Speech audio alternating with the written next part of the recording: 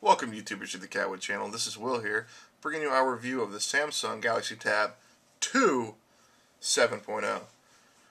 This is Samsung's 7-inch tablet. It was brought to market earlier this year to compete with the likes of other low-priced tablets like the Nook Color, the Nook Tablet, as well as the Kindle Fire. It's still out, still sold on the market today. It's got some beefier competition that it had when it released. You have the new Nook Fire HD, the Nook HD Plus that's getting ready to come out, as well as the Nexus 7 and the newly relaunched iPad mini. I've had this tablet since it launched. It originally came with Android 4.0 Ice Cream Sandwich running Samsung's TouchWiz UI skin on top of that, and the performance was okay. Pinch to zoom, as you would expect with really anything running Ice Cream Sandwich, with middle-of-the-road specs, somewhat sketchy. Not as smooth as you'd really like. Definitely not an experience you'd find on, say, a Windows Phone or an iPad or an iPhone. Once development for the tablet really took off, I went ahead and loaded Android 4.1 Jelly Bean on the tablet, which really made a huge difference. The tablet is much more usable, significantly faster, and for the price, not too bad. I paid $249.99 for it when it launched. You can buy it in a lot of brick-and-mortar stores now for right around $200. So without further ado, let's get into it and let's see what it's got. We'll start by just going over the basic looks of the tablet. It's very thin, pretty light. It feels really good in the hand. I find it to be really comfortable. The bezels are just thick enough that your thumbs aren't always accidentally touching the screen, things like that. It's got a 3-megapixel shooter on the back, which, as far as a tablet goes, it's okay. Don't expect anything miraculous, but it's good enough to take basic pictures to post to Facebook or whatnot, or to share with friends. It comes with a IR blaster that you can actually use. You can actually use this as a universal remote for your television. The ROM I'm running right now, the Jelly Bean ROM, this does not work. But out of the box, running the TouchWiz UI, it does include a universal remote app, and it worked quite well. It actually worked on my television, even with my cable box. Could even control the DVR. It was pretty neat.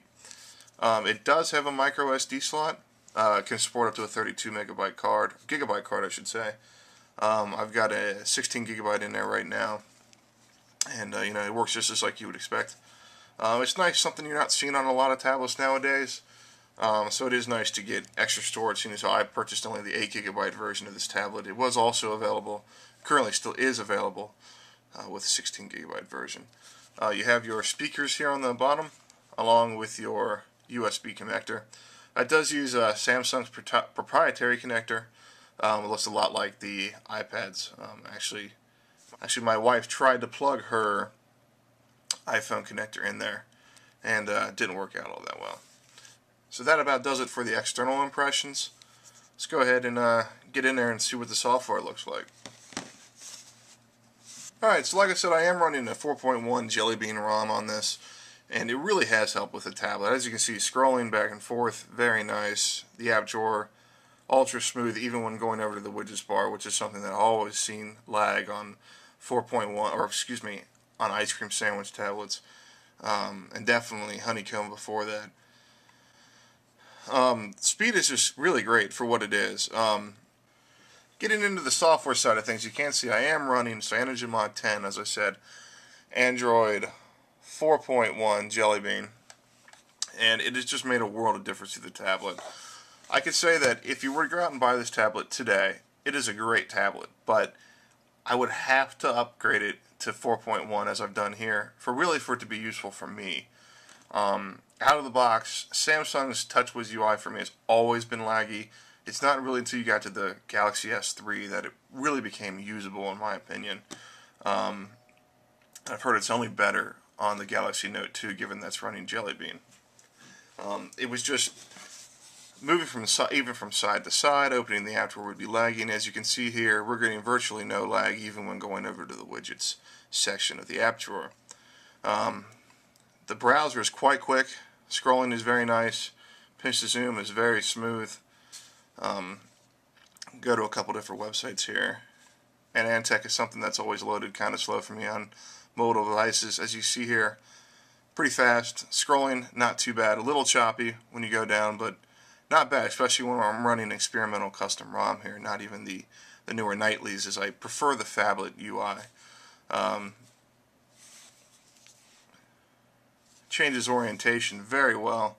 Not slow at all. Just where you expect it. By the time you're about ready to use it, it's turned.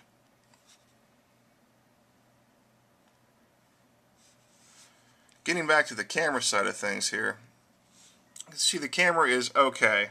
It takes pictures pretty quick. Not too bad. When you go back, pretty blurry there as I was moving around. No kind of stabilization or anything like that. It's like I said, it's just a decent camera. You wouldn't expect much from it. It does have a front-facing one that obviously is, not much better. Pretty quick to change there, and not too bad. The speakers on the tablet are pretty good. One of the better ones I've actually heard for a tablet. As long as you're not accidentally covering them up, which I've done before when you're holding like this, especially when you're holding it in landscape mode. My hands just tend to go right to where the speakers are, and that does cause some issues for me. Alright, to give you guys an idea of the performance we're going to be looking at here, I went ahead and I've downloaded Quadrant Standard, just kind of give you a raw numbers feel of the performance you're going to get with this tablet.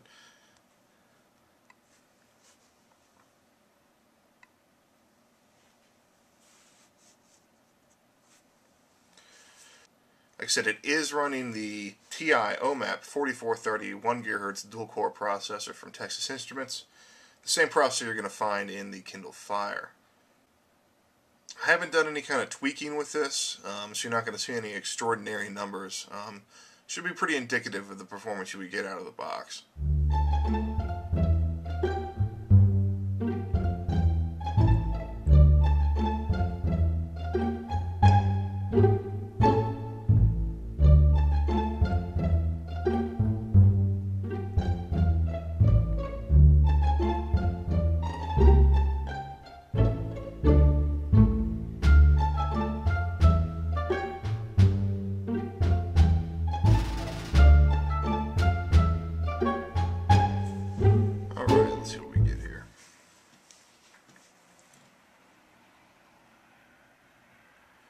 So 2484, which isn't really all that bad.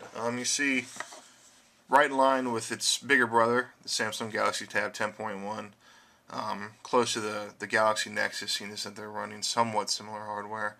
But as you see, it really falls behind the newer tablets and the newer phones.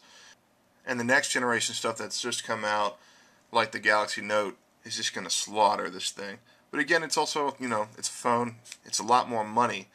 And I don't think you're going to quite see that type of performance get down to this price point just yet. We're probably another product cycle away from that. But as you can see, the performance isn't bad for what you get. So let's get down to it, and would I buy this tablet again today? If I walked into a store and I saw this sitting next to the Galaxy Nexus or the Kindle Fire HD, be hard, it would be a really tough sell to get the Samsung tablet. It does have some benefits though. It does have a micro SD slot, so if you're not into storing everything into the cloud, you can put a 32 gigabyte card in this, so that would give you 40 gigs of storage in this little tablet here, which is pretty good, and something you're not going to find in the Nexus 7 or the Kindle Fire HD. The performance when you're running this ROM, when you're running 4.1, is pretty good. It's still not quite as smooth as what you'll get out of, say, the Nexus 7, which is just silky smooth. But I think it runs smoother than even the new Kindle Fire HD, given its specs. Obviously, you're not going to have the screen is not quite as good. The viewing angles are pretty good. This is Samsung's PLS technology. As you can see, the viewing angles are quite good. They're not bad at all. But the resolution isn't anywhere near as high as what you're going to get on those new tablets. 1024 by 600 gives you roughly 169, 170 ppi. So not bad, but definitely last gen. So if I did buy today, I'd probably go with the Nexus 7. I don't need the extra storage. I've never even used the SD card on here except for when I've been rooting and ROMing this thing. and the screen on the 7 is just, on the Nexus 7 is just so much better. The resolution's really nice. The GPU's a little faster, so if you're into gaming, you're going to have a better experience there. But if you're into just basic web browsing and you want some storage, it's not a bad option. If you're an Amazon Prime member, I would definitely stick with the Fire, as you're going to get a lot of great content there and streaming thousands of movies and TV shows. But if you're just looking for something basic, a lot of storage, maybe you want to store a lot of pictures on here, a lot of movies, maybe for a long plane flight, something like that. It's a great little tablet, very light, feels great in the hand. I actually think while it doesn't look as slick as the Nexus 7, it's more usable real world. On the 7, I find myself hitting the screen a lot when I'm just trying to touch the edges to hold it. But that does make it look like a much more sleek device. But there you have it, the Samsung Galaxy Tab 2 7.0. Pretty decent tablet. Go check it out. You can still find it at your local retailers like a Staples or a Best Buy. And they should still have it on display, at least the ones here in the Cincinnati area do. Thanks for watching, and hit the subscribe button if you like it.